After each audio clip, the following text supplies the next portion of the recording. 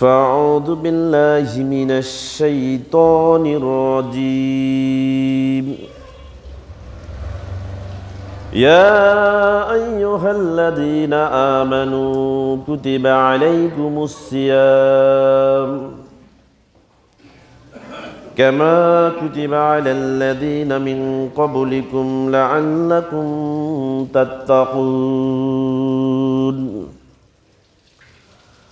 وقال الله تعالى في آيات أخرى يوم ندعو كل أناس بإمامهم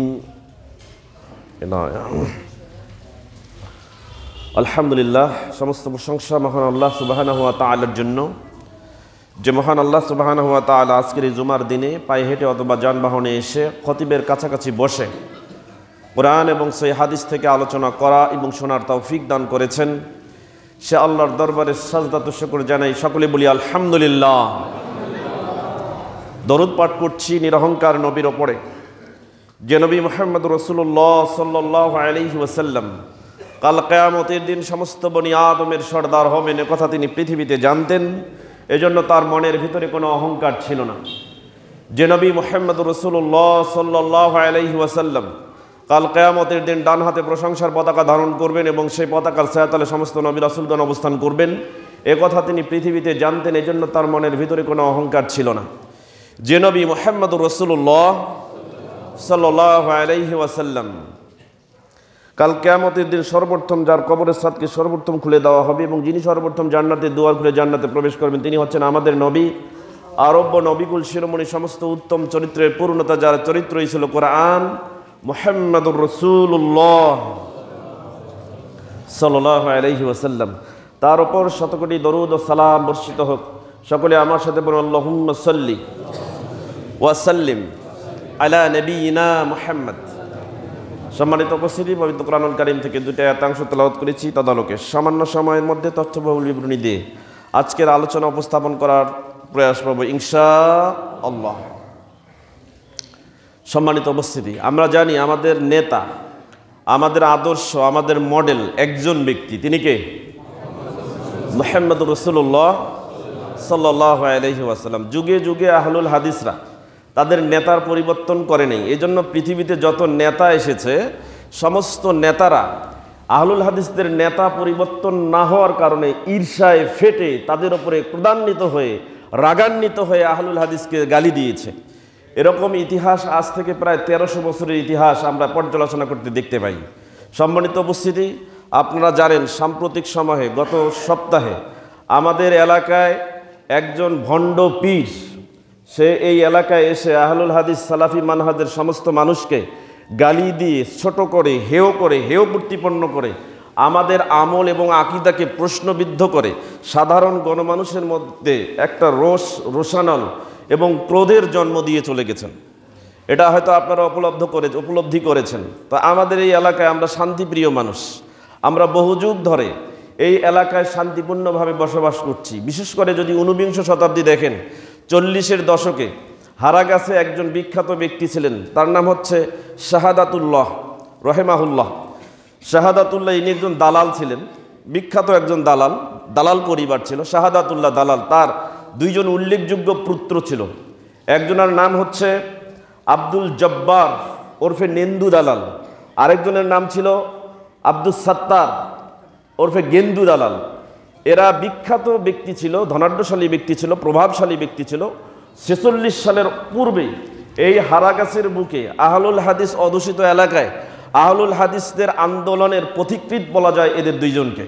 তারা সেই সময় 1946 সালের পর থেকে অদ্যাবধি যে আহলুল হাদিসের মিশন, যে তাহারিক, যে আন্দোলনের সূত্রপাত দেখিয়ে দিয়ে গেছেন, তখন থেকে এ পর্যন্ত আহলুল হাদিসদের বিরুদ্ধে কথা বলার, আঙ্গুল তোলার ক্ষমতা এই হারাগাছে কেউ কোনোদিন পায় নাই।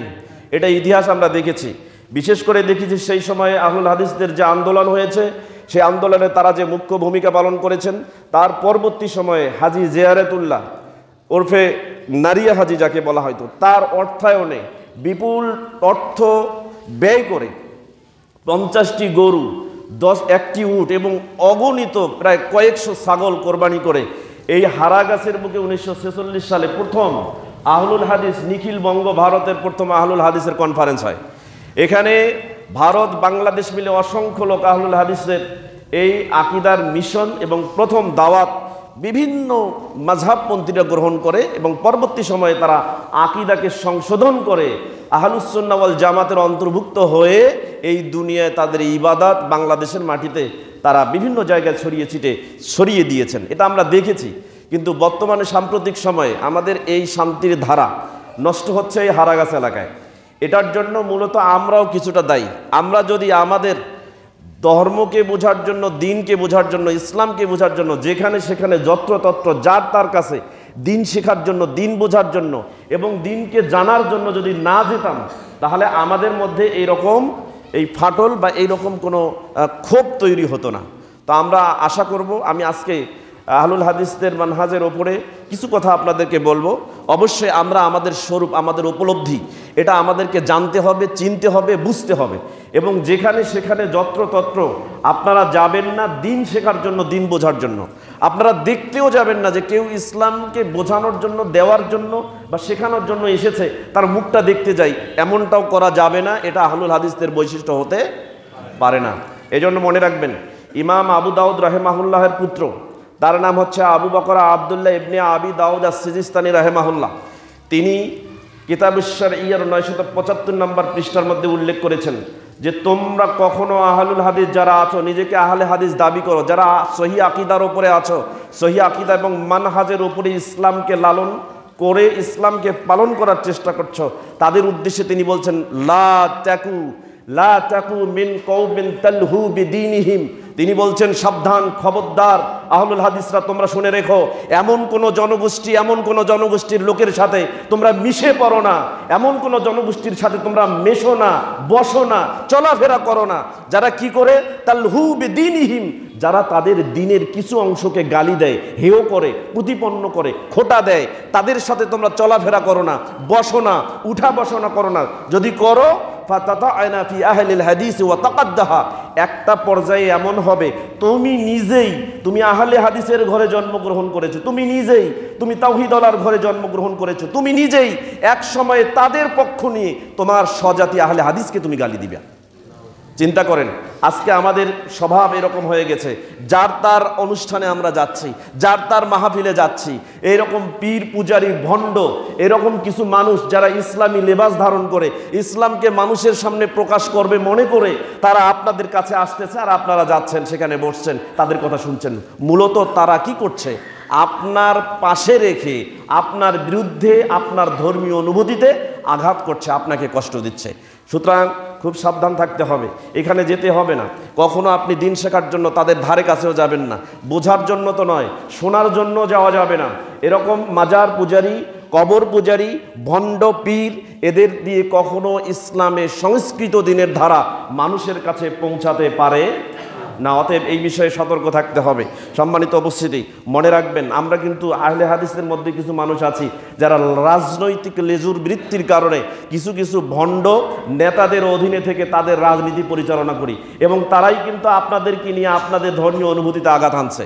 আজকে এই হারাগাছে শান্তিপূর্ণভাবে বিগত দিনগুলোতে আমরা এখানে বসবাস করছি, কোনোদিন রাজনৈতিকভাবে ধর্ম অনুভূতিতে আঘাত হানেছে, আমার ধর্মে আঘাত করা হয়েছে, আমার ধর্মীয় অনুভূতিতে আঘাত করা হয়েছে, এরকম ইতিহাস আমরা হারাগাছে বা তৎপর্শ্ববর্তী এলাকাগুলোতে আমরা দেখতে পাই না। কিন্তু বর্তমান সময়ে হচ্ছে। কেন হচ্ছে?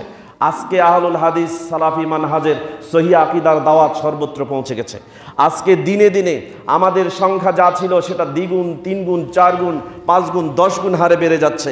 এজন্য তাদের গাত্রদাহ হয়ে গেছে, জ্বালা বেড়ে গেছে, চুলকানি, অ্যালার্জি তাদের হয়ে গেছে, যার কারণে তারা কিভাবে আপনাকে ডমিনেট করা যায়, কিভাবে সহজ সরল মানুষের মনে ধর্মীয় অনুভূতিতে আঘাত এনে তাদেরকে ডমিনেট করা যায়, তারা কিন্তু সর্বদাই সেই প্রচেষ্টা চালাচ্ছে।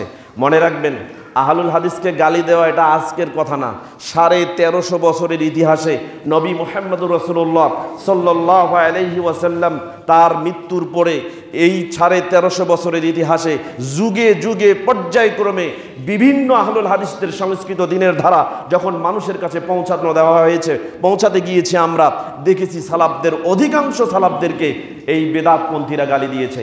এই জন্য ইমাম বুখারী মুসলিমের ওস্তাদ, আপনারা মনে রাখবেন, ইমাম বুখারী রাহিমাহুল্লাহ 194 হিজরিতে জন্মগ্রহণ করেছেন, 256 হিজরিতে ইন্তেকাল করেছেন।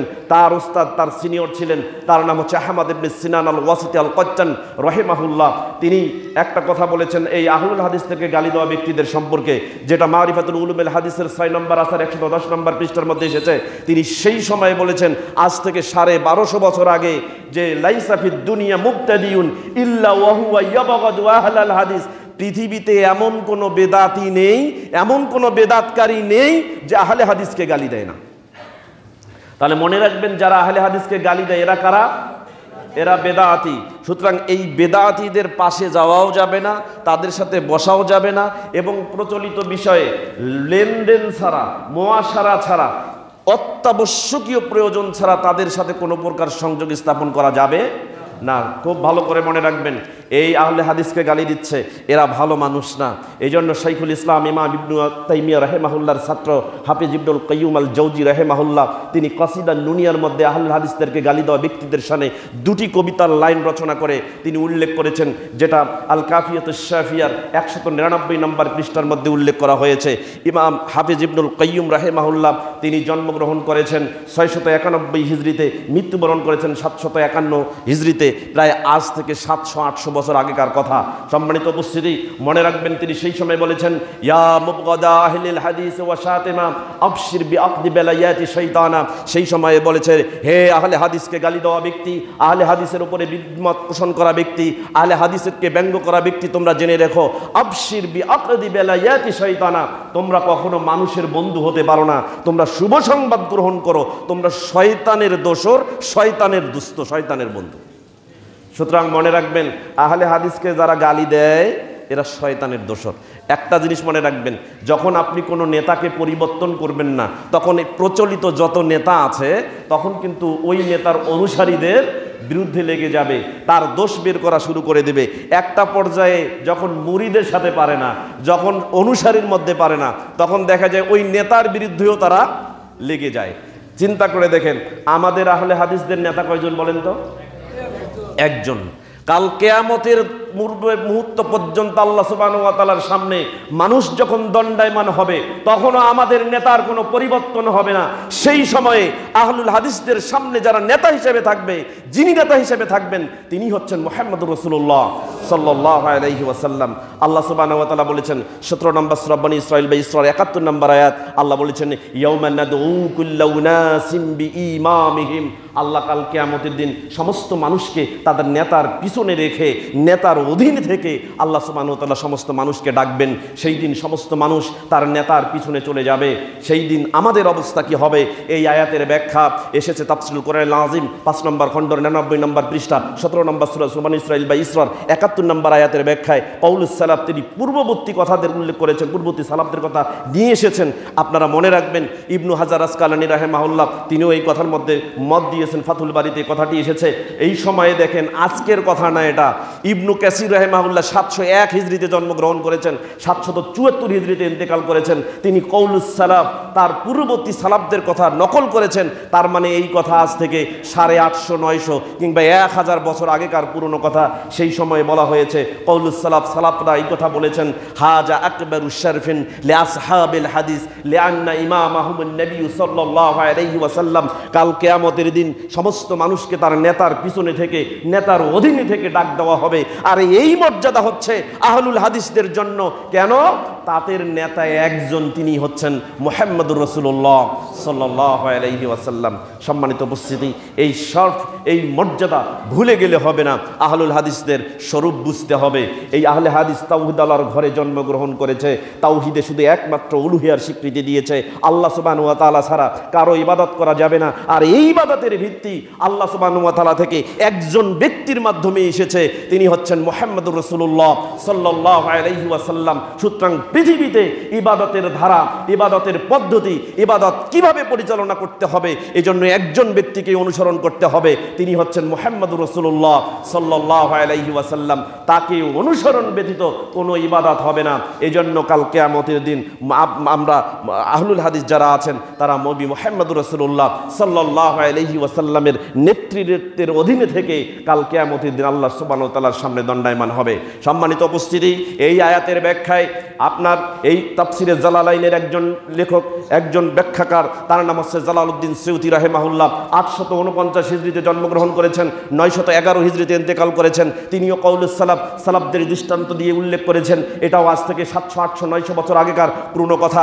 সেই সময় তিনি এটা উল্লেখ করেছেন। তাদরিবুর রাবি 2 নম্বর খণ্ডের 126 নম্বর পৃষ্ঠা 27 নম্বর ক্রমিকে এই কথাটি তিনি উল্লেখ করেছেন। তিনি বলেছেন, লাইসা লিআহলিল হাদিস মানকাবা আশরাফা মিন জালিকা লিআন্না লা ইমামা ওয়াহুম গায়রুহু। তিনি বলছেন এই মর্যাদা হচ্ছে কাল কিয়ামতের দিন আল্লাহ সুবহানাহু ওয়া তাআলার সামনে নেতার অধীনে থেকে প্রত্যেকটি মানুষকে ডাক দেওয়া হবে। আর এই মর্যাদা আহলুল হাদিসদের ছাড়ার কারণে, কারণ আহলে হাদিসদের নেতা হচ্ছে একজন, আর তিনিই হচ্ছেন মুহাম্মদুর রাসূলুল্লাহ সাল্লাল্লাহু আলাইহি ওয়াসাল্লাম। সুতরাং সম্মানিত উপস্থিতি, আমরা অন্য কোনো নেতার অধীনে থেকে ইসলাম পালন করব, এইটা যেন কোনো অপশক্তি, কোনো শক্তি, কোনো দল, কোনো মত, কোনো জনগোষ্ঠী যেন এটা মনে না করে। কারণ ইসলাম যতক্ষণ পর্যন্ত এই রূহ আমাদের শরীরে আছে, প্রাণ আমাদের দেহে আছে, ততক্ষণ পর্যন্ত ইসলামী থেকে মুসলিম হিসেবে মৃত্যুবরণ করার আগ মুহূর্ত পর্যন্ত একজন নেতার আনুগত্য করব, একজন নেতার অনুসরণ করব, তিনি হচ্ছেন মুহাম্মদুর রাসূলুল্লাহ সাল্লাল্লাহু আলাইহি ওয়াসাল্লাম। আজকে এই নেতার অধীনে থেকে যদি আপনাকে গালি খেতে হয়, আপনাকে যদি গালি নিতে হয়, আপনাকে যদি ইহুদির দালাল বলা হয়, আপনাকে যদি ইংরেজদের দালাল বলা হয়, আপনাদের সমস্ত আমলকে যদি প্রশ্নবিদ্ধ করা হয়, আপনার আকীদা এবং মানহাজকে যদি প্রশ্নবিদ্ধ করা হয়, তারপরেও এই পথে থেকে, এই মতের ওপরে থেকে বিশ্বনবী মুহাম্মদুর রাসূলুল্লাহ সাল্লাল্লাহু আলাইহি ওয়াসাল্লামের আনুগত্য এবং ইত্তেবা করে মরে যাব, তাও কোনো দিকে আমরা পিছপা হওয়ার সুযোগ আমাদের নেই। আল্লাহ সুবহানাহু ওয়া তাআলা সেই পর্যন্ত আমাদের থাকার তৌফিক দান করুন, সকলে বলি আমিন। আজকে আমাদেরকে বলা হয় আমরা ইহুদির দালাল, আজকে আমাদেরকে ইহুদির দালাল বলা হয়। ওসিতুল ইয়াহুদ কারা? হাদিস কোরআন দেখলে বিশ্লেষণ করলে বোঝা যাবে। সম্মানিত উপস্থিতি, আজকে ইহুদিদের দালাল যদি কোরআন হাদিস দিয়ে বিশ্লেষণ করতে যান, তারে কারা ইহুদিদের দালাল হবে? আমি কয়েকটি দৃষ্টান্ত পেশ করছি।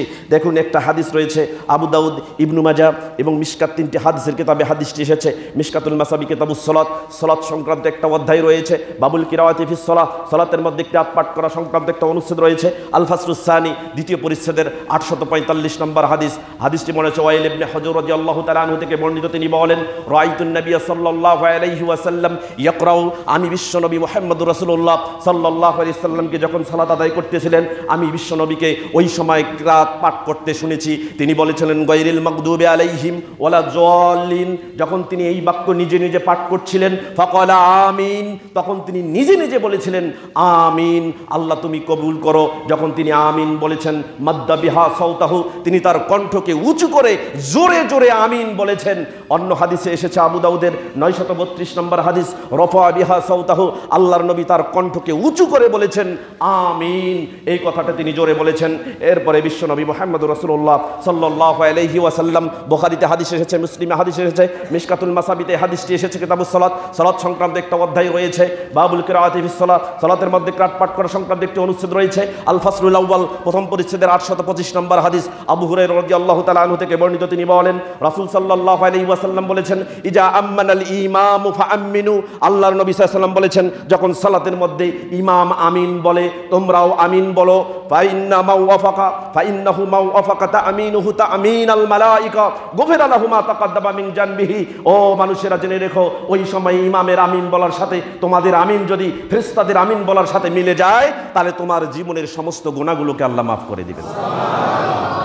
ফি রিওয়ায়াতিল মুসলিম, সহিহ মুসলিমের বর্ণনায় এসেছে, আল্লাহর নবী সাল্লাল্লাহু আলাইহি ওয়াসাল্লাম বলেছেন, ক্বালান নবী সাল্লাল্লাহু আলাইহি ওয়াসাল্লাম, নবী করিম সাল্লাল্লাহু আলাইহি ওয়াসাল্লাম বলেছেন, ইজা ক্বালাল ইমামু গায়রিল মাগদুবি আলাইহিম ওয়ালাদ যাল্লিন ফাকুলু আমিন, যখন ইমাম বলে গায়রিল মাগদুবি আলাইহিম ওয়ালাদ যাল্লিন, তখন তোমরা সকলে বলো আমিন। ফাইন্নাহু মা ওয়াফাকা কাউলুহু কাউলাল মালায়েকা গুফিরা লাহু মা তাকাদ্দামা মিন জানবিহি। এই সময়ও যদি তোমার আমিন বলা ফেরেশতাদের আমিন বলার সাথে মিলে যায়, আল্লাহ সুবহানাহু ওয়া তাআলা গুফিরা লাহু মা তাকাদ্দামা মিন জানবিহি, তোমার অতীতের করে যাওয়া গুনাহগুলো আল্লাহ মাফ করে দিবেন। এখন দেখেন, আমরা আমিন বলছি, আল্লাহর নবী আমিন বলেছেন তাই। আমরা আমিন বলছি, আল্লাহর নবী আমিন বলতে বলেছেন তাই। আমরা আমিন বলছি, আল্লাহর নবী ইমাম এবং মুসল্লিকে যেভাবে আমিন বলতে নির্দেশ করেছেন ঠিক সেইভাবে আমিন বলেছি।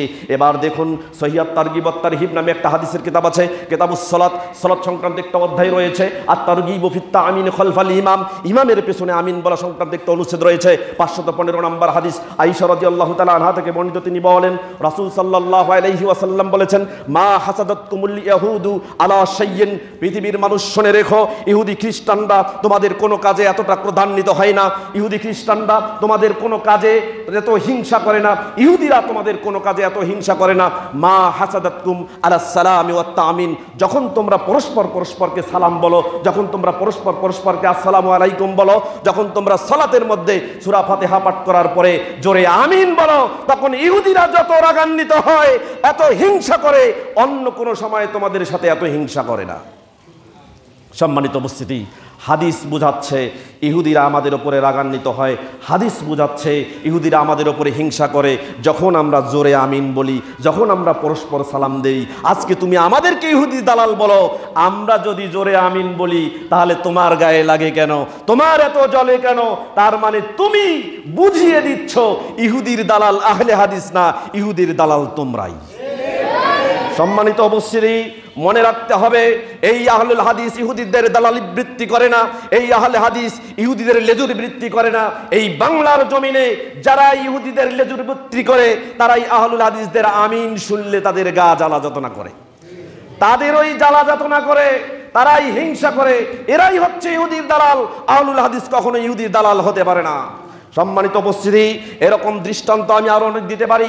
আল্লাহর নবী মুহাম্মদ রাসূলুল্লাহ সাল্লাল্লাহু আলাইহি ওয়াসাল্লাম, বুখারীতে হাদিস এসেছে, সহিহ মুসলিমে হাদিস এসেছে, মিশকাতুল মাসাবিতে হাদিস এসেছে, কিতাবুস সাওম, সিয়াম সংক্রান্ত একটা অধ্যায় রয়েছে, বাবু ফি মাসাইলিন মুতাফাররিকাতিন মিন কিতাবিস সাওম, সিয়ামের অধ্যায়ের সাথে সংশ্লিষ্ট মাসলা মাসাইল সংক্রান্ত একটা অনুচ্ছেদ রয়েছে। আল ফাসলুল আউয়াল, প্রথম পরিচ্ছেদের 1984 এবং 85 নম্বর হাদিস, সাহাল ইবনে সাদ রাদিয়াল্লাহু তাআলা আনহু থেকে বর্ণিত। তিনি বলেন, রাসূল সাল্লাল্লাহু আলাইহি ওয়াসাল্লাম বলেছেন, ততদিন পর্যন্ত মানুষ কল্যাণের মধ্যে থাকবে, লা ইয়াজালুন নাসু বিখাইরিন, ততদিন পর্যন্ত মানুষ কল্যাণের সাথে থাকবে, মা আজ্জালুল ফিতরা, যতদিন মানুষ রমজান মাসে সিয়াম পালন করার পর যত তাড়াতাড়ি ইফতার করবে, ততদিন পর্যন্ত মানুষ কল্যাণের মধ্যে থাকবে। কখন ইফতার করতে হবে এই বিষয়ে পরের হাদিসে 1985 নম্বর হাদিস, আল্লাহর নবী সাল্লাল্লাহু আলাইহি ওয়াসাল্লাম বলেছেন, ইজা আকবালাল লাইলু মিন হাহুনা ওয়া আদবারান নাহারু মিন হাহুনা ওয়া গরাবাতিশ শামস, যখন এই দিক থেকে রাত চলে আসবে, যখন এই দিক থেকে দিন বিদায় হয়ে চলে যাবে এবং সূর্য যখন অস্ত যাবে, তখন আফতারাস সাইম, রোজাদার ব্যক্তি ওই সময়ে ইফতার করবে।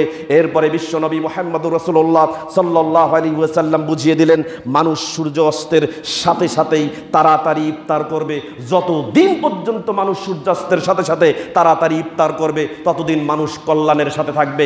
বিশ্বনবী মুহাম্মদুর রাসূলুল্লাহ সাল্লাল্লাহু আলাইহি ওয়াসাল্লাম বলছেন, আবু দাউদের 2353 নম্বর হাদিস, ইবনু মাজার 1698 নম্বর হাদিস, মিশকাতুল মাসাবির কিতাবুস সাওম, সিয়াম সংক্রান্ত একটি অধ্যায়, বাবু মাসাইলিন ফি মুতাফাররিকাতিন মিন কিতাবিস সাওম, সিয়ামের অধ্যায়ের সাথে মাসলা মাসাইল সংক্রান্ত একটা অনুচ্ছেদ রয়েছে।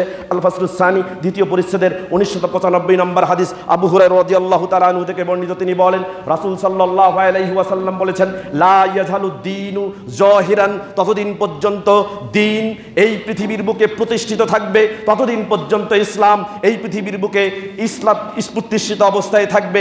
মা আজ্জালান নাসুল ফিতরা, যতদিন মানুষ তাড়াতাড়ি ইফতার করবে, সূর্য অস্ত যাওয়ার সাথে সাথে যখনই মানুষ সিয়াম ভঙ্গ করে ইফতার করবে, ততদিন পর্যন্ত এই দিন এই পৃথিবীর বুকে প্রতিষ্ঠিত থাকবে। তবে জেনে রেখো, ফা ইন্নাল ইয়াহুদা ওয়ান নাসারা ইউআখিরুন, তবে ইহুদি এবং নাসারাগণ সূর্য অস্তের সাথে সাথে ইফতার করবে না, বরং তারা দেরি করবে। সম্মানিত উপস্থিতি, এই হাদিস থেকে বোঝাতে চাচ্ছি আহলুল হাদিস এই পৃথিবীর জমিনে যতদিন পর্যন্ত আছে, কিয়ামতের পূর্ব মুহূর্ত পর্যন্ত সিয়াম পালন করার পর সূর্য অস্তের সাথে সাথেই, সূর্য অস্ত যাওয়ার সাথে সাথেই দুনিয়ার বুকে তারা আল্লাহকে সন্তুষ্ট করার জন্য সিয়াম ভঙ্গ করে ইফতার করবে। কিন্তু চিন্তা করেন, এই সময়ে, বর্তমান সময়েও যদি নির্দিষ্ট সময়ের পরে, নির্দিষ্ট সময়ের সূর্যাস্তের সাথে সাথে ইফতার না করে 2-3 মিনিট পরে যারা ইফতার করে, এরা আহলে হাদিস নয়, বরং এরাই ইহুদি খ্রিস্টানের লেজুর বৃত্তি করছে, দালালি করছে। এরাই হচ্ছে ইহুদি দালাল। সম্মানিত উপস্থিতি, অতএব মনে রাখবেন, আহলুল হাদিস কারো লেজুর বৃত্তি করে না, আহলুল হাদিস ইহুদির লেজুর বৃত্তি করে না, আহলুল হাদিস ইহুদির দালালি করে না। এভাবে যদি ধরিয়ে দেই, অনেকগুলো কথা ধরিয়ে দিতে পারবো। আপনারা কাদেরকে ইহুদির দালাল বলেন? মুখে লাগাম দেন। যদি আপনার কথা বলতে শুরু করি, বাংলার জমিন তো নয়, পৃথিবীর জমিনে আপনার আমল এবং আকীদার কোনো দলিল টিকাতে পারবেন না ইনশাআল্লাহ। সম্মানিত উপস্থিতি, মনে রাখতে হবে, এই হারাগাছের জমিনে আমি এখনো বলছি, আজও বলছি, আমি উদাত্ত কণ্ঠে বলছি, আমি রাফিউল ফাহাদ বলছি, হারাগাছের আশেপাশে এবং হারাগাছের বুকে যত আহলুল হাদিস আছেন, আপনাদের প্রত্যেকের আমল এবং আকীদার পৃষ্ঠে যত দলিল লাগে, সমস্ত দলিলের জিম্মাদারি আমি রাফিউল ফাহাদ বিন মাহমুদ নিচ্ছি। যেখানেই যেভাবে আপনার দলিলকে প্রশ্নবিদ্ধ করা হবে, যেখানেই আপনার আকীদা এবং আমলকে প্রশ্নবিদ্ধ করা হবে, যেখানে আহলুল হাদিসদের উপরে গালি দিয়ে টেক লাগিয়ে তাদেরকে ছোট করা হবে, সেখানেই আপনারা প্রতিরোধ গড়ে তুলবেন ইনশাআল্লাহ। আমি রাফিউল ফাহাদ বিন মাহমুদ শরীরের মধ্যে এক বিন্দু রক্ত থাকা অবস্থায় আপনাদের সপক্ষে যত দলিল প্রমাণাদি আছে আমি সংরক্ষণ করব ইনশাআল্লাহ। যে কোনো ইলমি মুনাজাত করতে আমি সর্বদাই প্রস্তুত আছি।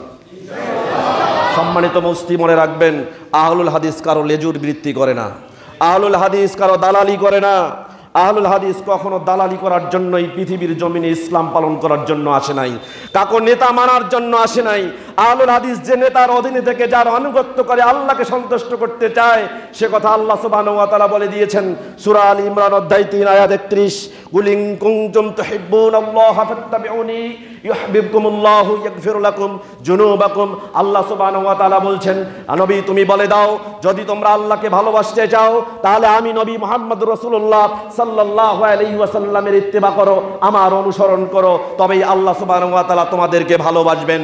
আমরা এটা বিশ্বাস করি, এটা আমরা মান্য করি। এই কথার উপরে থেকে একজন নেতার আনুগত্য করি, অনুসরণ করি, ইত্তেবা করি, তিনি হচ্ছেন মুহাম্মদুর রাসূলুল্লাহ সাল্লাল্লাহু আলাইহি ওয়াসাল্লাম। অতএব এই পৃথিবীর জমিনে আহলুল হাদিসদের প্রতিনিধিত্বকারী আর কোন নেতা কিয়ামতের আগ মুহূর্ত পর্যন্ত আসতে পারে? কাদেরকে তুমি ইহুদির দালাল বলো? তুমি ইহুদির দালাল, তুমি ইহুদির দালাল। তুমি ইংরেজদের দালাল কাকে বলো? তুমি খোঁজো, ইতিহাস পড়ো, ইতিহাস নিয়ে বসো। 1234 থেকে 1757 পর্যন্ত ইংরেজদের বিরুদ্ধে প্রত্যক্ষ এবং পরোক্ষভাবে যারা যুদ্ধ করেছে, যে সমস্ত নেতার অধীনে থেকে মানুষ যুদ্ধ করেছে, তারা প্রত্যেকটা নেতাই ছিল আহলে হাদিস। তুমি কাকে ইহুদিদের দালাল, ইংরেজদের দালাল বলো? তুমি ইতিহাস পড়েছো, তুমি ইতিহাস পড়ে দেখো। সম্মানিত উপস্থিতি, মনে রাখবেন, আমরা কখনো কোরআন এবং সহিহ সুন্নাহ মানার ক্ষেত্রে বিশ্বনবী মুহাম্মদুর রাসূলুল্লাহ সাল্লাল্লাহু আলাইহি ওয়াসাল্লামের ইত্তেবা থেকে চুল পরিমাণ কোনো স্বার্থ আমাদেরকে সরাতে পারেনি, এখনো পারছে না, ভবিষ্যতেও আমাদেরকে সরাতে পারবে না। সম্মানিত উপস্থিতি, এই জন্য সজাগ থাকতে হবে। ইহুদির দালাল আমরা যাদেরকে বলি, আমাদেরকে যখন ইহুদিদের দালাল বলা হয়, আমরা যারা জানি তাদের কিন্তু আমাদের হাসি পায়। আজ পর্যন্ত আহলুল হাদিস কোনো মসজিদের সীমানায় কোনো কবর রাখে নাই, আজ পর্যন্ত কোনো কবরের ওপরে কোনো আহলে হাদিস কোনো মসজিদ বানায় নাই। আর তোমরা মসজিদের ওপরে কবর বানাও, মসজিদের ভিতরে কবর বানাও, কবরের ওপরে মসজিদ বানিয়ে চতুর্দিকে তোমরা সালাত আদায় করে জানান দাও, যাকে তোমরা কবরে রেখেছ তার পূজা করছো, অথচ ইবাদত করতে হবে উলুহিয়ার সমস্ত দাবি দিতে হবে কাকে? সম্মানিত উপস্থিতি, সহিহ বুখারীতে হাদিস এসেছে, মুসলিমে হাদিস এসেছে, মিশকাতুল মাসাবিতে হাদিস এসেছে, কিতাবুস সালাত, সালাত সংক্রান্ত একটি অধ্যায় রয়েছে, বাবুল মাসাজিদ ওয়া মাওয়াদিস সালাত, মসজিদ এবং সালাতের স্থান সংক্রান্ত একটি অনুচ্ছেদ রয়েছে। আল ফাসলুল আউয়াল, প্রথম পরিচ্ছেদের 712 নম্বর হাদিস। আয়েশা রাদিয়াল্লাহু তাআলা আনহা বলছেন, ক্বালা নবী সাল্লাল্লাহু আলাইহি ওয়াসাল্লাম ফি মারজিহিল্লাযী লাম ইয়াকুম মিনহু, আল্লাহর নবী মুহাম্মদুর রাসূলুল্লাহ সাল্লাল্লাহু আলাইহি ওয়াসাল্লাম সর্বশেষ যে বছর অসুস্থ হয়েছিলেন, সেই অসুস্থতা থেকে তিনি আর মুক্তি পাননি। আল্লাহ সুবহানাহু ওয়া তাআলা তাকে দুনিয়ার জমিন থেকে তুলে নিয়েছেন। আল্লাহর নবী মুহাম্মদুর রাসূলুল্লাহ সর্বশেষ অসুস্থ থাকা অবস্থায় তিনি যে কথা বলেছেন, আয়েশা রাদিয়াল্লাহু তাআলা আনহা ঘর থেকে নিকটে থেকে তা শুনেছেন। তিনি বর্ণনা করছেন, আল্লাহর নবী মুহাম্মদুর রাসূলুল্লাহ সাল্লাল্লাহু আলাইহি ওয়াসাল্লাম অসুস্থতার চরম পর্যায়ে যখন অবনীত হয়েছেন, সেই সময়ে তিনি বলেছেন, লাআনাল্লাহুল ইয়াহুদা ওয়ান নাসারা ইত্তাখাযু কুবুর আম্বিয়াইহিম মাসাজিদা। আল্লাহ সুবহানাহু ওয়া তাআলা ইহুদিদেরকে অভিসম্পাদ করেছেন, আল্লাহ সুবহানাহু ওয়া তাআলা খ্রিস্টানদেরকে অভিসম্পাদ করেছেন। কেন? তারা তাদের নবীদের কবরকে সেজদার জায়গা হিসেবে গ্রহণ করেছে। সম্মানিত উপস্থিতি, ইহুদিরা নবীদের কবরকে সেজদার জায়গা হিসেবে, মসজিদ হিসেবে গ্রহণ করেছিল। ঠিক বর্তমান সময়েও যারা মসজিদের ভিতরে কবর রাখে, ঠিক বর্তমান সময়েও যারা তাদের পীরদের কবরের ওপরে মসজিদ বানায়, ঠিক বর্তমান সময়ে যাদের পীরদের খানকার মধ্যে যারা সেজদার ব্যবস্থাপনা করে, তারা জানান দিচ্ছে পরোক্ষভাবে ইহুদিদের কাজটা আমরা অন্যভাবে ইসলামে করছি, তারাই হচ্ছে ইহুদির দালাল। সম্মানিত উপস্থিতি, মনে রাখতে হবে, এই বাংলাদেশে বাহিল হাদিস কোনোদিন কোনো জেন্দা মানুষ, কোনো মৃত্যু মানুষ, কোনো কবর, কোনো পীর সাহেব, কোনো খানকা গির্জায় গিয়ে কখনো কোনো কিছু চাচ্ছে না, এবং কিয়ামতের আগ মুহূর্ত চাইতে পারে না। কারণ জানি আমরা চাইতে হবে একজনের কাছে, তাওহীদকে বাস্তবায়ন করে উলুহিয়ার দাবি নিয়ে। তিনি হচ্ছে আল্লাহ সুবহানাহু ওয়া তাআলা। তিনি আমাদের সব কিছু দিবেন, সব কিছু দেন, সব কিছু দিতে পারেন, সব কিছু দেওয়ার ক্ষমতা তার আছে, এটা আমরা বিশ্বাস করি, আকীদা পোষণ করি। সুতরাং আমাদের সম্পূর্ণ চাওয়া কার কাছে? তোমরা ইহুদির দালালি করছো, তোমরা হিন্দুদের দালালি করছো। এজন্য আজ থেকে 70 দশকে যখন জহুরলাল নেহরু এই বাংলাদেশে এসেছিলেন, চট্টগ্রামের মাটিতে যখন, সিলেটের মাটিতে যখন বীরদের কবরে গিয়ে, মাজারে গিয়ে লোকদেরকে সেজদা করতে দেখেছেন, রাজনৈতিক মঞ্চে উঠে তিনি প্রথম ঘোষণা দিয়েছিলেন, হাম হিন্দু আর মুসলমানों में कोई फर्क मेरा नजर में नहीं आता, हम हिंदू मिट्टी के ऊपर रख के पूछते हैं और मुसलमान मिट्टी के नीचे रख के पूछते हैं। জহুরলাল নেহরু সেই সময় বলেছিল, আমরা হিন্দু আর মুসলমানদের মধ্যে কোনো পার্থক্য নেই। কেন? আমরা হিন্দুরা মাটির ওপরে মূর্তি রেখে পূজা করি, আর মুসলমান মাটির নিচে মৃত লাশ রেখে তার পূজা করে। সুতরাং যারা কবর পূজা করো, মাজার পূজা করো, মসজিদের ভিতরে কবর রেখে চতুর্দিকে সালাত আদায় করো, এরাই হচ্ছে হিন্দুদের দালাল, এরা আমাদের জন্য হতে পারে না। সম্মানিত উপস্থিতি, আমরা কথা বলা শুরু করলে বাংলার জমিনে আপনি যেভাবে আছেন স্থির থাকতে পারবেন না। মুখে লাগাম দেন, মুখে লাগাম দেন, আহলে হাদিসের পিছে লাগিয়েন না, সালাফি মানহাজের পিছে লাগিয়েন না। আপনার তাকবীরে তাহরিমা থেকে তাসলিম পর্যন্ত রাসূল সাল্লাল্লাহু আলাইহি ওয়াসাল্লামের কোন দিক নির্দেশনা ফলো করেন আমরা ভালো করে জানি, আমরা ভালো করে জানি। এই বাংলার জমিনে ইসলামকে সঠিক সংস্কৃত ধারায় মানুষের কাছে পৌঁছে দেওয়ার ক্ষমতা যদি কারো থাকে, তাহলে এটা আহলে হাদিসের আছে। এজন্য 97 হিজরিতে জন্মগ্রহণ করা সুফিয়ান সাউরি রাহিমাহুল্লাহ 161 হিজরিতে ইন্তেকাল করেছেন। আজ থেকে 1250 বছর আগে, 1300 বছর আগে তিনি উল্লেখ করেছেন। আসিয়ার 7 নম্বর খণ্ডের 274 নম্বর পৃষ্ঠার মধ্যে বলেছেন, মনে রেখো পৃথিবীর মানুষ, আল মালাইকাতু হুররাসুস সামা, ফেরেশতারা হচ্ছে আসমানের প্রহরী, ওয়া আহলুল হাদিস হুররাসুদ্দিনিল্লাহিল আরদ, হুররাসুদ্দিনিল্লাহি ফিল আরদ, আর আহলে হাদিসগণ হচ্ছে দুনিয়ার জমিনে আল্লাহর দ্বীনের প্রহরী। সম্মানিত উপস্থিতি, সুতরাং দ্বীন ধর্ম রক্ষা করতে হলে, ইসলামের সংস্কৃত দ্বীনের ধারা মানুষের কাছে পৌঁছাতে গেলে যার অবদান আছে তারা হলে আহলে হাদিস। তাকে তুমি ইহুদির দালাল বলো, তাকে ইহুদির দালাল বলো, তুমি প্রত্যক্ষ এবং পরোক্ষভাবে ইহুদি দালালি বৃত্তি করছো, তুমি তাদের লিজুর বৃত্তি করছো, তুমি হিন্দুদের দালালি করছো। আহলে হাদিস কখনো কারো কাছে মাথা নত করেনি, কোনোদিন কারো লেজুর বৃত্তি করেনি, কখনই কারো কারণ দালাল বৃত্তি করেনি।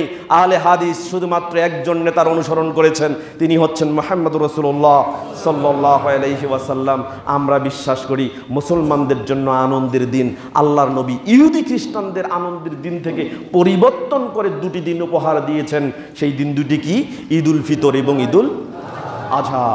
আবু দাউদে এসেছে, মুসনাদে আহমদ, তিরমিজি, নাসাই, ইবনু মাজাহ এবং মিশকাত, 7টি হাদিসের কিতাবে হাদিস এসেছে।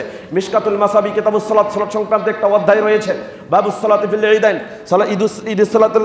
ঈদের সালাত সংক্রান্ত একটা অনুচ্ছেদ রয়েছে। আল ফাসলুস সানি, দ্বিতীয় পরিচ্ছেদের 1439 নম্বর হাদিস। আনাস বিন মালিক রাদিয়াল্লাহু তাআলা আনহু থেকে বর্ণিত, তিনি বলেন রাসূল সাল্লাল্লাহু আলাইহি ওয়াসাল্লাম যখন মক্কা থেকে মদিনায় হিজরত করলেন, ওখানে গিয়ে দেখলেন ইহুদি এবং খ্রিস্টানরা দুটি দিন পালন করছে। ওই দুই দিনে তারা খেলাধুলা করছে, ইয়ালাবুনা ফিহিমা, ওই দিনে তারা আনন্দ করছে, ফুর্তি করছে, খেলাধুলা করছে।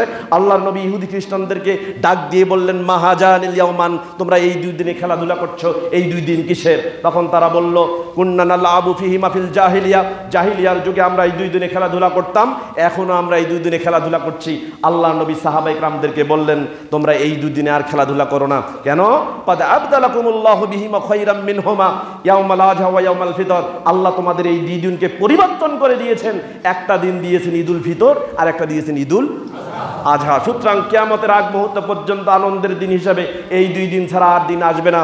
এরপরে আল্লাহর নবী একটা হাসান সনদে হাদিস বর্ণিত হয়েছে, মিশকাতুল মাসাবির কিতাবুস সালাতে এই হাদিসটি এসেছে, যেটা 1398 নম্বর হাদিস। আল্লাহর নবী এই হাদিসটি বর্ণনা করেছেন উবাইদ বিন সাব্বাক রাদিয়াল্লাহু তাআলা আনহু থেকে বর্ণিত। তিনি বলেন রাসূল সাল্লাল্লাহু আলাইহি ওয়াসাল্লাম কোনো এক জুমার দিনে সকল সাহাবাকে সামনে রেখে বলছেন, ইন্না হাজা ইয়াউমুন, এই জুমার দিনটা হচ্ছে এমন একটা দিন জাআলাল্লাহু লানা ঈদান, আল্লাহ এই দিনকে আমাদের জন্য ঈদের দিন বানাই দিয়েছেন।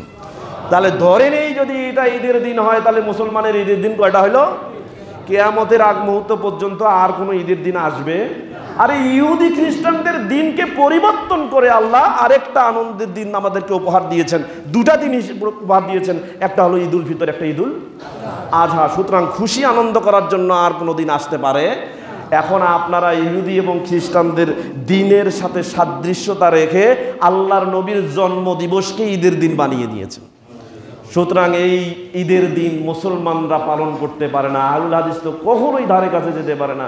তাহলে এই ইহুদি খ্রিস্টানদের এই দিন পালন করার ক্ষেত্রেও দালালাবৃত্তি যদি করে থাকে, লেজুর বৃত্তি যদি করে থাকে, তো তোমরাই করেছো, আহলে হাদিস করে নাই। সুতরাং সর্বক্ষেত্রে লেজুর বৃত্তি করার জন্য, দালালি করার জন্য আহলে হাদিসদের কখনোই ইহুদি খ্রিস্টানদের সাথে তুলনা করা চলে না। বরং লেজুর বৃত্তি দালালি করার ক্ষেত্রে ইহুদি খ্রিস্টানদের যদি দালাল কেউ হয়, তো তোমরাই হচ্ছে ইহুদিদের দালাল। সম্মানিত উপস্থিতি, তাই আপনাকে বলছি, আহলুল হাদিসদেরকে গালি দিলে ডিমোরালাইজড হওয়ার কিছু নেই, ডেভিয়েটেড হওয়ার কিছু নেই, মন খারাপ করার কিছু নেই। আমরা গালি খাবো, আমাদেরকেই গালি দেওয়া হবে।